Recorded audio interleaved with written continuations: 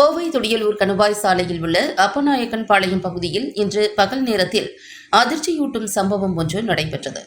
சாலையை கடக்க பறந்து வந்த மயில் ஒன்று அவ்வழியாக சென்ற மின்சார கம்பியில் பட்டு மின்சாரம் தாக்கி சாலையில் விழுந்தது. இந்த பரிதாபமான காட்சியை பார்த்த அவ்வழியாக வந்த ராமலிங்கம் என்பவர் மின்சாரம் தாக்கி உயிருக்கு போராடிய மயிலை உடனடியாக மீட்டு தண்ணீர் கொடுத்து முதல் உதவி அளித்தார். மயிலை உயிர் பிழைக்க வைக்க அவர் பல்வேறு முயற்சிகள் மேற்கொண்ட போதிலும் சிறிது நேரத்தில் மயில் பரிதாபமாக உயிரிழந்தது.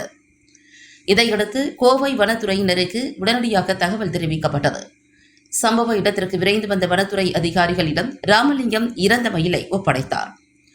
மயிலை ஆய்வு செய்த வனத்துறை அதிகாரிகள் அதற்கு சுமார் 3 வயது இருக்கும் என தெரிவித்தனர். இறப்பிற்கான சரியான காரணத்தை அறிந்து கொள்ள பிரேத பரிசோதனை நடத்துவதற்காக மயிலின் உடலை எடுத்து சென்றனர். மின்சார வாரியத்தின் கவனக்குறைவான மின்கம்பி பராமரிப்பு காரணமாக பறவைகளுக்கு ஏற்படும் ஆபத்து குறித்து பொதுமக்கள் கவலை தெரிவித்து வருகின்றனர்.